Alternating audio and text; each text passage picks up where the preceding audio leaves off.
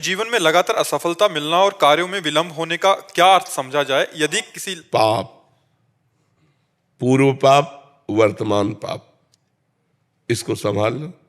पूर्व पाप को नष्ट करने के लिए भगवान की शरणागति है। सर्वधर्मान परित्यज्य मामेकम शरणम ब्रज, तो अहम त्वाम सर्व पापेभ्यो मोक्षयिष्यामि मा शुचा। वो वर्तमान के लिए सत्संग है। बुद्धि को शुद्ध करो, वर्तमान में कोई पाप न हो, और नाम जप करो भगवान की शरण में होके, तो पूर्व संचित पाप को वो नष्ट कर देंगे। पाप ही है जो हमारी सफलता, हमारे सुख संविधान में बाधा पहुंचाता है।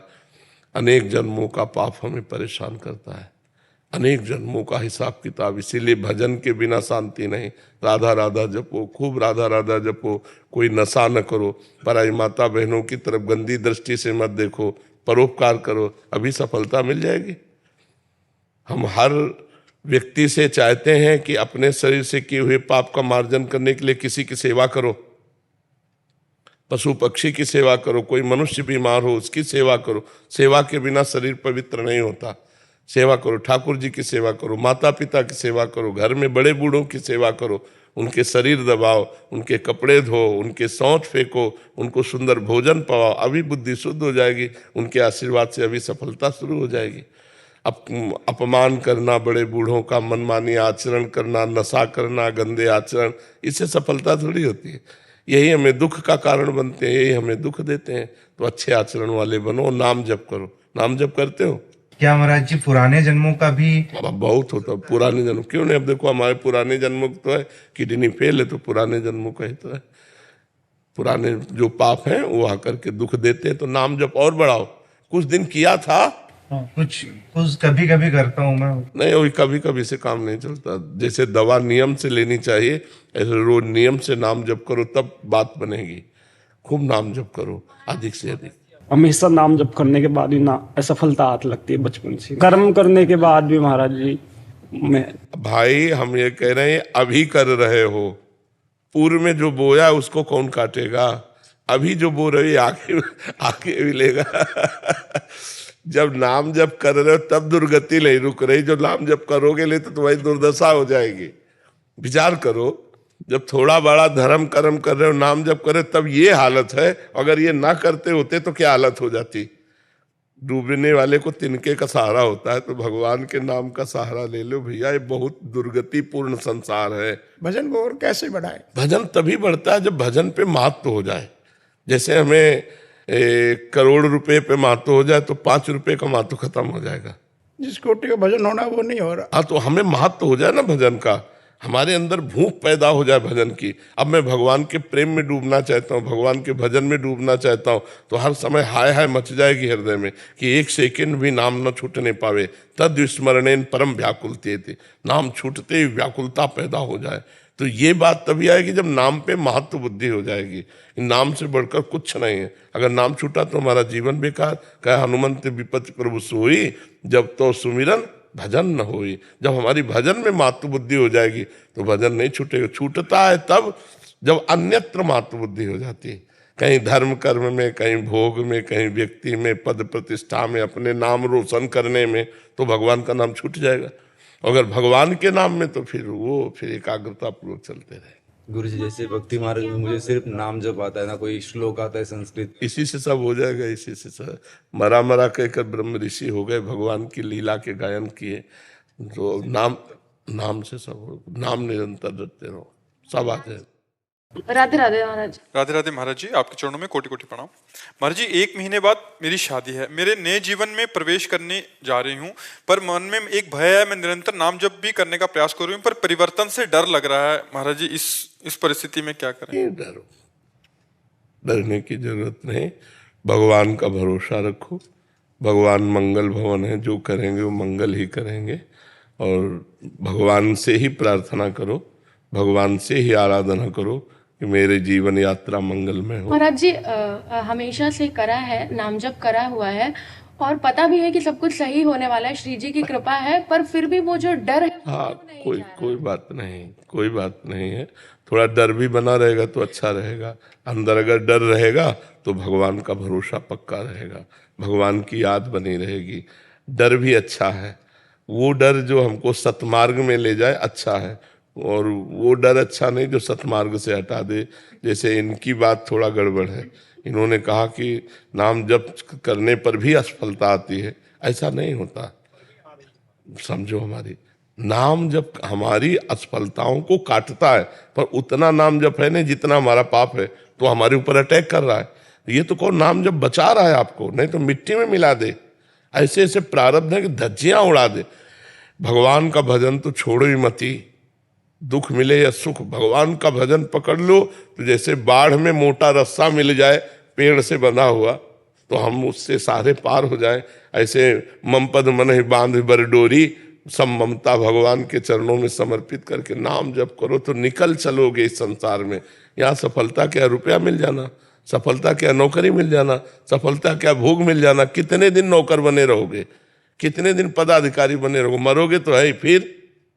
फिर वो पढ़ाई लिखाई, फिर वो तुम्हारी नौकरी, फिर तुम्हारा बैंक बैलेंस, तुम्हारे रिश्ते नाते सब यहीं धरे रह जाएंगे। इसलिए उस दिन की याद करो जिस दिन यहाँ से चलना है। तो हमें नाम जप नहीं छोड़ना है, चाहे असफलता हो चाहे सफलता, नाम जप करते रहो। और डरना नहीं है, हमारे साथ भगवान है, जहां भी ले जाएंगे जैसे भी ले जाएंगे मंगल करेंगे। लीमा जी मुंबई से। महाराज जी राधे राधे, आपके चरणों में कोटि कोटि प्रणाम। महाराज जी, प्रेम सही मायने में है क्या और उसकी पहचान क्या है? प्रेम अनिर्वचनीयम, प्रेम कामना रहितम, सूक्ष्मतरम, प्रतिक्षण वर्धमानम और अनुभव स्वरूपम। प्रेम अनिर्वचनीयम, वाणी से नहीं कहा जा सकता। सूक्ष्मतरम, उसको जब तक बुद्धि सूक्ष्म नहीं होगी तब तक पहचान नहीं सकते। और प्रेम के साधारण पहचान ये है कि जिससे हम प्यार करते हैं उसकी याद में हमारे हृदय में एक पीड़ा होती रहती है। भाई जी हनुमान प्रसाद पोद्दार जी ने लिखा, शायद इसको ही इश्क कहते हो, जैसे दिल को कोई मसला करे। अपने प्यारे की याद में एक मीठा मीठा दर्द, एक दुखद स्थिति। वो दुख ब्रह्मा को भी सौभाग्य नहीं प्राप्त है। जिसे मीरा जी कह रहे, जो मैं ऐसा जानती प्रीति किए दुख होए, नगर ढिंडोरा पीटती अजी प्रीति न करियो कोई। जिससे हमने प्रेम किया उसकी याद में हमारे हृदय में एक पीड़ा, और उसको कैसे मिले और उसको कैसे सुख पहुंचावें और उसके लिए हम बलिहार हो जाएं, ये प्रेम का बाहरी स्वरूप। आंतरिक तो कोई कामना ही न रह जाना। कामना रहितम, सूक्ष्मतरम, अनुभव स्वरूपम, प्रतिक्षण वर्धमानम। और प्रेम की ये दशा कि सामने प्रीतम रहने पर भी, मिले हुए रहने पर भी अतृप्ति, मिलन की प्रबल लालसा, एक क्षण भी अपने प्रीतम प्यारे से वियोग असही हो जाना। तन मन के बिछुरे नहीं, चाह बढ़े दिन रैन, कबहू संजोग न मानही, देखें भरी भरी नैन। देख रहे हैं फिर भी अतृप्त है, मिले हुए हैं फिर भी अतृप्त है। अपने प्यारे से एक पल के लिए वियोग न हो उसे प्रीति कहते हैं। अगर वियोग में तड़प रहा है तो नेत्रों में उसका संयोग हो रहा है, वो उसके रूप को देखकर उनसे बात कर रहा है। अगर छाती से लगा हुआ तो उसको जलन हो रही, कभी बिछुड़ न जाए। ये बड़ा अलौकिक है प्रेम, इसे प्यार नहीं कहते। ये गंदे चरित्रों को प्यार नहीं कहते। ये काम है, ये राग है, ये दोष है, ये आसक्ति है, ये मोह है, ये प्रेम नहीं है। प्रेम एकमात्र सच्चिदानंद भगवान से होता है। देखो, प्रेम आत्म तत्व से होता है। इन शरीरों से प्यार नहीं होता, शरीरों से मोह होता है, शरीरों से राग होता है। जब हमारा किसी से सुख लेने की भावना होती है तो वहाँ काम होता है, और जब सुख देने की भावना होती है तब प्रेम होता है। तो देखो, सुख लेने की भावना से ही हमारा शरीर भाव होता है। अब हम नाना प्रकार की नौटंकी करेंगे कि हम आपको प्यार करते हैं, ऐसा है वैसा है, मैं तुम्हारे लिए जीवन दे दूंगा, लेकिन तुम्हारे लिए नहीं, वो अपने लिए। उसे वासना कहते हैं, उसे काम कहते हैं। तो प्रेम तो केवल भगवान से होता है। संसार में हमें प्रेम नहीं है। संसार में स्वार्थ है, काम है, वासना है। और जब हमारा संसार में भगवान दिखाई देगा तो प्रेम होने लगेगा। भगवत भाव के बिना प्रेम नहीं है। जी शैलेंद्र जी राजस्थान से। हरिवंश श्री हरिवंश महाराज जी। महाराज जी, क्या प्रारब्ध इतना मजबूत हो सकता है कि निरंतर नाम जप और सदाचरण के बाद भी उसे उस अवस्था तक भोगना पड़े जिस उम्र में भौतिक संसार की सफलता में खुशी ना मिले, नौकरी विवाह जैसी घटनाओं? इसी अवस्था में पाप किए हैं तो भोगना तो इसी में पड़ेगा ना। जैसे मानो आपने गर्भस्थ शिशु की हत्या की है तो अगली बार गर्भस्थ शिशु आपको बनना पड़ेगा, आपकी हत्या होगी उसी अवस्था में। आपने जवानी में पाप किए, अपराध किए, तो जवानी में ही आपको दंड मिलेगा। अगला जब जन्म होता है तो जैसे जवानी है, अब उसके किडनी फेल हो गई, उसको बार बार असफलता मिल रही, बार बार प्रतिकूलता, क्योंकि जिस अवस्था में पाप होता है समय पा करके पाप उसी अवस्था में उसको दंड देता है। तो इसमें कौन सी बड़ी बात है? जवानी को वहां से पास होके थोड़ी आ रहा कि जवानी में तुम सुखपूर्वक रहोगे। जवानी में उद्दंडता की तो जवानी में ही तुमको दंड मिलेगा। इस विधान को समझो। आपने बुढ़ापे में पाप किया तो वृद्धावस्था में ही आकर आपको सड़ना होगा। आपने गर्भ में पाप किया तो गर्भावस्था में जाके आपको भोगना होगा। तो इसीलिए बहुत सावधानी से जवानी काटनी चाहिए। तो सावधानी कहाँ, जवानी तो तूफान है। कौन ऐसा है जिसकी जवानी में पाप न बना हो? कोई बिरला महात्मा होगा तो भले है, नहीं तो पाप तो बनता है। तो फिर भोग भी उसको जवानी में ही तो मिलेगा। उन्नति में बाधा पहुंचाना ही तो प्रारब्ध का काम है। जो पाप का प्रारब्ध है तुम्हारी हर उन्नति को लात मार करके गिरा देगा और तुम्हें हर परिस्थिति में दुख प्रदान करेगा, हर सफलता को नष्ट कर देगा, क्योंकि आपने पाप किया है। ऐसा भी देखा जाता है ज्यादा प्रयासशील नहीं और सफल होता चला जाता है, ऐसा देखा जाता है बहुत प्रयासशील है असफल हो रहा है। तो प्रारब्ध भोग, पूर्व का जो हमारा पाप है वो हमें असफलता प्रदान करेगा और पूर्व का जो हमारा पुण्य है वो सफलता प्रदान करेगा। अब कितने ऐसे जवान हैं जो सैकड़ों वयोवृद्धों को रख रहे हैं, उनकी सब सफाई, सुरक्षा, खान पान, तो जवानी में दूसरों की सेवा कर रहे हैं, परोपकार कर रहे हैं। दूसरे के माता पिता जो फुटपाथ में पड़े उनको ला के सेवा। अब इनके जीवन में सफलता ही सफलता रहेगी। अपने माता पिता को थप्पड़ मार के घर से बाहर निकाल रहे हो तो तुम्हारे सफलता रहेगी। अपने माता पिता को गाली दे रहे हो, शराब पी रहे हो, नशा कर रहे हो, जुआ खेल रहे हो, नाना प्रकार के गंदे आचरण कर रहे हो, सफलता मिलेगी। पूर्व पाप लग करके तुम्हें नष्ट कर देगा। तो ये बात ध्यान रखनी, भगवान के विधान में कहीं त्रुटि नहीं होती। हमारे द्वारा किए हुए कर्म को भोगना ही पड़ेगा हमें, अवश्य में भोक्तव्यम कृतम कर्म शुभाशुभम। रही नाम जप की बात तो ये अगली खेती है। अभी बो रहे तुरंत थोड़ी मिलेगा। अभी आप 1 मन अन्न खेती में डालते हैं और जब 6 महीना इंतजार करते हैं उसकी सिंचाई गुड़ाई सब, तब 40 मन गेहूँ पैदा होता है उसमें, 1 मन से 40 मन। तो आज जो आप खेती कर रहे हो वो आगे मिलेगी, जो पीछे की अभी भोगो। अभी चाहे देखो, देखा जाता है कि पाप कर रहा है वो बड़ी उन्नति को प्राप्त हो रहा है, और पुण्य कर रहा है धर्म से चल रहा है लेकिन अवनति को प्राप्त हो रहा है, क्योंकि इस समय उसने जो पुण्य किए हैं वो उसको आगे मिलेंगे। वो जो उसने पूर्व में पाप किए इस समय उसका नंबर चल रहा है पाप का, और वो जो आदमी पाप कर रहा है वर्तमान में उसका पुण्य का नंबर चल रहा है। उन्नति पे उन्नति होती चली जा रही है। पाप पे पाप वो कर रहा है। जिस समय वर्तमान का पाप और पूर्व का पाप एकत्रित होगा उसी समय वो नष्ट हो जाएगा। और तुम्हारा जिस समय वर्तमान का पुण्य और पूर्व का पुण्य एकत्रित होगा उसी समय तुम प्रकाशित हो जाओगे। तो ये परमार्थिक है, अध्यात्म है। इसको धैर्यपूर्वक समझो, नाम जप करो, गलत आचरण भूल कर ना होने पावे तो तुम्हारा जीवन मंगल में हो जाएगा। प्रारब्ध कब तक गिराएगा, कितना होगा आखिरकार। भगवान नाम हमारे पास है, धर्म आचरण करते हैं, परोपकार करो। इसीलिए हम कहते हैं परोपकार करो। शरीर से जो पाप होते हैं दूसरों की सेवा से बहुत जल्दी नष्ट हो जाते हैं। जैसे कोई बूढ़े हैं, कोई बीमार हैं, भले किसी और के माता पिता हैं, हमें 1 घंटा सेवा का अवसर मिले तो उनके कपड़े धो दिए, उनको खवा दिया, पिला दिया, बैठा, बड़ा मंगल हो जाएगा। कितने ऐसे वयोवृद्ध फुटपाथ में बैठे रहते हैं जिनको घरों से निकाल दिया गया है, जो अर्थ से अव्यवस्थित है, उनकी व्यवस्था कर दें। 1 घंटा जाकर उनको कपड़ा पहनाया, भोजन पहनाया, दवा की बात पूछ ली, इससे बहुत जल्दी पाप नष्ट होते हैं। लेकिन ऐसा करना कौन चाहेगा? दूसरे के शौच कौन साफ करना चाहेगा? अगर साफ कर दो तो तुम्हारा प्रारब्ध साफ हो जाएगा, तुम्हारे बुरे आचरण साफ हो जाएंगे। परोपकार से बढ़कर कोई धर्म नहीं है, परोपकार से बढ़कर कोई तप नहीं है। इसलिए परोपकार कर, आज जीव स्वार्थी होता जा रहा है, परोपकार को भूलता जा रहा है, इसलिए दुर्गति को प्राप्त होता जा रहा है। महीप शरण जी, मुंबई।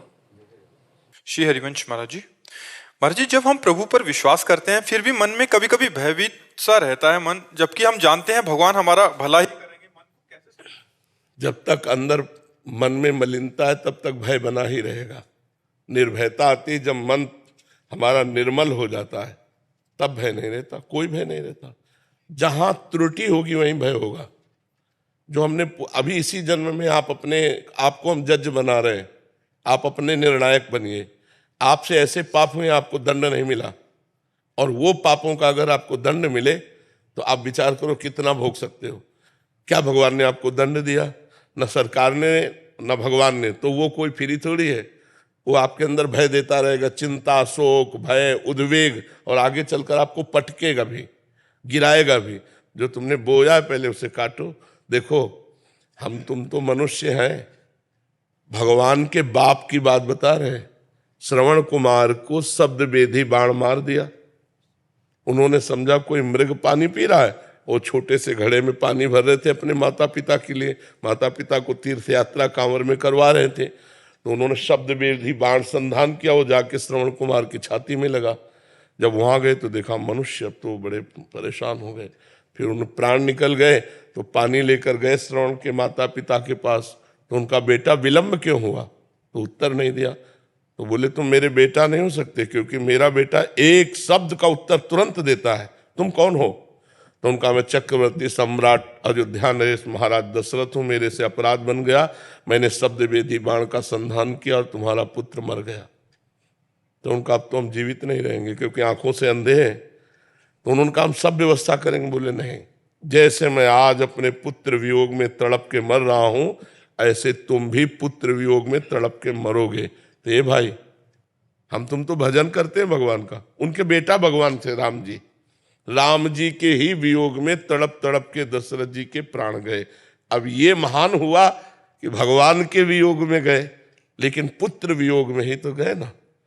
हम जो कर्म हमसे बनेंगे उनको हमें भोगना पड़ेगा। तो हमारे भजन करते हुए जो भय रहता है वो पूर्व का पाप है। अगर वो पाप नष्ट हो जाए तो अभी निर्भय हो जाए। भक्त निर्भय होता है, निश्शोक होता है, निश्चिंत होता है, संशय रहित होता है, विपरीत भावना नहीं होती। ये 5 बातें उसमें आ जाती हैं जो भगवान का निष्पाप भक्त होता है। नहीं तो चिंता, शोक, भय, उद्विग्नता ये अंदर बनी ही रहती है। तो और नाम जप करो और भगवान का भजन करो तो अपने आप हृदय पवित्र होगा, तो भय खत्म हो जाएगा। भय क्या, जब असली में ज्ञान हो जाएगा कि भगवान सर्वत्र है, तो तुम चाहे जहां हो वहां भगवान है। भगवान सब समय है तो तुम किसी समय भी हो भगवान है। भगवान सबके हैं तो तुम्हारे भी भगवान है। तो अब हमको भय क्या, हमारे पास भगवान है, इस समय में भी भगवान है, भगवान हमको प्यार करते हैं, तो हमें फिर मार कौन सकता है।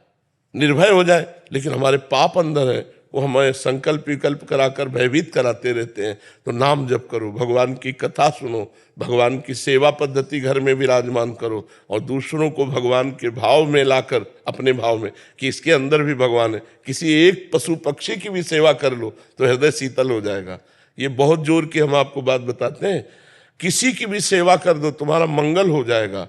किसी मनुष्य की, किसी पशु पक्षी की, किसी के कभी ऐसा अवसर भगवान दे कि कोई तड़प रहा है और आपको धन लगा के, तन लगा के सेवा करनी पड़े, तुरंत कर देना। फिर देखना आपका काम बन जाएगा। सारी विपत्तियां धीरे धीरे हट जाएंगी और संपत्ति आने लगेगी।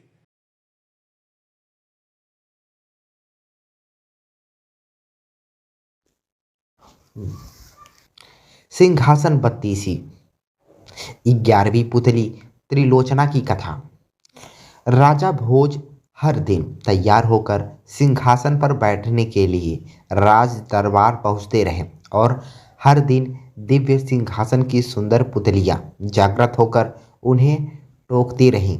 हर पुतली उन्हें राजा विक्रमादित्य के त्याग और शौर्य की अतुलनीय गाथा सुनाकर सिंहासन पर बैठने से रोक देती। अब तक आप 10 पुतलियों द्वारा सुनाई कथा पढ़ चुके हैं।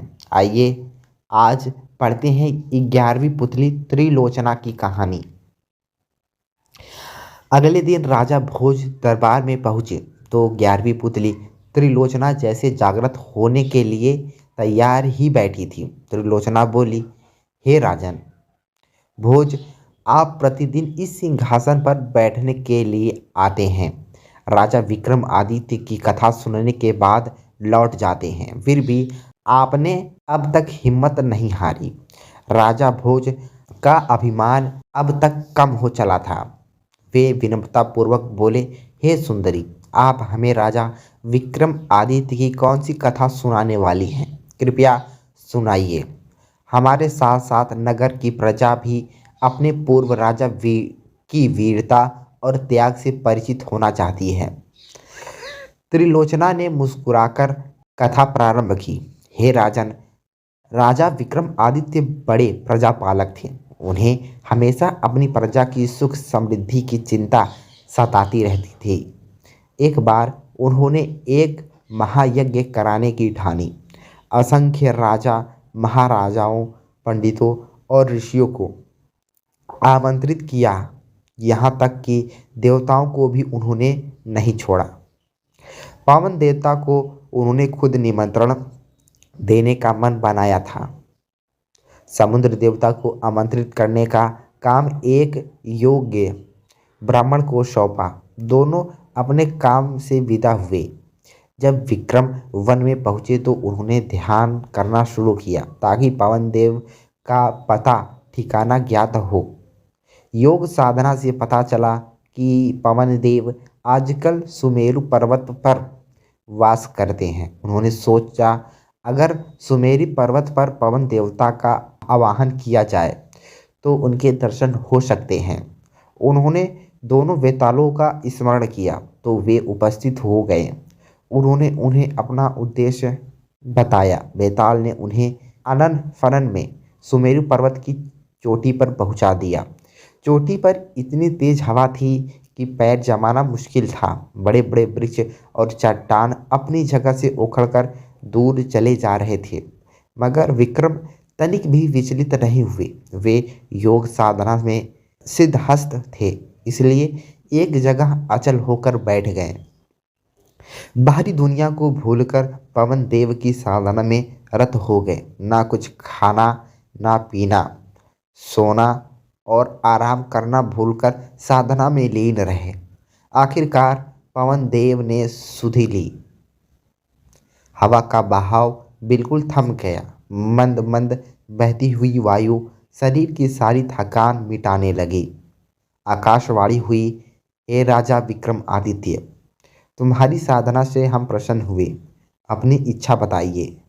विक्रम अगले ही क्षण सामान्य अवस्था में आ गए और हाथ जोड़कर बोले कि वे अपने द्वारा किए जा रहे महायज्ञ में पवन देव की उपस्थिति चाहते हैं। पवन देव के पधारने से उसके यज्ञ की शोभा बढ़ेगी। यह बात विक्रम ने इतना भावुक होकर कही कि पवन देव हंस पड़े। उन्होंने जवाब दिया कि सशरीर यज्ञ में उनकी उपस्थिति असंभव है। वे अगर सशरीर गए तो विक्रम के राज्य में भयंकर आंधी तूफान आ जाएगी। सारे लकड़हारे, खेत, पेड़, महल, झोपड़ियाँ सब की सब उखड़ जाएंगी। रही उनकी उपस्थिति की बात, तो संसार के हर कोने में उनका वास है, इसलिए वे अप्रत्यक्ष रूप से उस महायज्ञ में भी उपस्थित होंगे। विक्रम उनका अभिप्राय समझकर चुप हो गए। पवन देव ने उन्हें आशीर्वाद देते हुए कहा कि उनके राज्य में कभी अनावृष्टि नहीं होगी और कभी दुर्भिक्ष का सामना उनकी प्रजा नहीं करेगी। उन्होंने विक्रम को कामधेनु गाय देते हुए कहा कि इसकी कृपा से कभी भी विक्रम के राज्य में दूध की कमी नहीं होगी। जब पवन देव लुप्त हो गए तो विक्रमादित्य ने दोनों बेतालों का स्मरण किया और बेताल उन्हें लेकर उनके राज्य की सीमा तक आए। जिस ब्राह्मण को विक्रम ने समुद्र देवता को आमंत्रित करने का भार सौंपा था, वह काफ़ी कठिनाइयों को झेलता हुआ सागर तट पर पहुंचा। उसने कमर तक सागर में घुसकर समुद्र देवता का आवाहन किया। उन्होंने बार बार दोहराया कि महाराज विक्रमादित्य महायज्ञ कर रहे हैं और उनका दूत बनकर उन्हें आमंत्रित करने आया हूँ मैं। अंत में समुद्र देवता असीम गहराई से निकलकर उनके सामने प्रकट हुए। उन्होंने ब्राह्मण से कहा, उन्हें उस यज्ञ के बारे में पवन देवता ने सब कुछ बता दिया है। वे पवन देवता की तरह ही विक्रमादित्य के आमंत्रण का स्वागत तो करते हैं, लेकिन सशरीर वहाँ सम्मिलित नहीं हो सकते। ब्राह्मण ने समुद्र देवता से अपना आशय स्पष्ट करने का सादर निवेदन किया तो वे बोले कि अगर वे यज्ञ में सम्मिलित होने गए तो उनके साथ अथाह जल भी जाएगा और उनके रास्ते में पड़ने वाली हर चीज डूब जाएगी। चारों ओर प्रलय की स्थिति पैदा हो जाएगी, सब कुछ नष्ट हो जाएगा। जब ब्राह्मण ने जानना चाहा कि उनके लिए उनका क्या आदेश है। तो समुद्र देवता बोले कि वे विक्रम को सकुशल महायज्ञ संपन्न करने के लिए शुभकामनाएं देते हैं। प्रत्यक्ष रूप में यज्ञ में अधोपति विक्रम उन्हें महसूस करेंगे। उन्होंने जल की एक एक बूंद में उनका वास है। यज्ञ में जो जल प्रयुक्त होगा उसमें भी वे उपस्थित रहेंगे। उसके बाद उन्होंने ब्राह्मण को 5 रत्न और 1 घोड़ा देते हुए कहा, मेरी ओर से राजा विक्रमादित्य को यह उपहार दे देना। ब्राह्मण घोड़ा और रत्न लेकर वापस चल पड़ा। उसको पैदल चलता देखकर वह घोड़ा मनुष्य की तरह बोलने लगा। उसने बोला कि इस लंबे सफ़र के लिए उसकी पीठ पर सवार क्यों नहीं हो जाता। उसके ना नुकुर करने पर घोड़े ने उसे समझाया कि वह राजा का दूत है, इसलिए उसके उपहार का उपयोग कर सकता है। ब्राह्मण जब राजी होकर बैठ गया तो वह घोड़ा पवन वेग से उसे विक्रम के दरबार ले आया। घोड़े की सवारी के दौरान उसके मन में इच्छा जगी, काश यह घोड़ा मेरा होता। जब विक्रम को उसने समुद्र देवता से अपनी बातचीत सविस्तार बताई और उन्हें उनके लिए दिए हुए उपहार दिए, तब बिना कुछ कहे ही राजा विक्रमादित्य ने कहा कि 5 रत्न तथा घोड़ा ब्राह्मण को ही प्राप्त होने चाहिए, क्योंकि रास्ते में आने वाली सारी कठिनाइयाँ उसने राजा की खातिर हंसकर झेली। उनकी बात समुद्र देवता तक पहुँचाने के लिए उसने कठिन साधना की। ब्राह्मण रत्न और घोड़ा पाकर अति प्रसन्न हुआ। इतना कहकर त्रिलोचना बोली, राजन, विक्रमादित्य की तरह प्रजापालक और अत्यंत दयालु राजा ना हुआ है और ना कभी होगा। अगर इस सिंहासन पर बैठने की लालसा है तो आपको भी उनके गुणों को आत्मसात करना होगा। त्रिलोचना पुनः पुतली में सिंहासन पर स्थापित हो गई।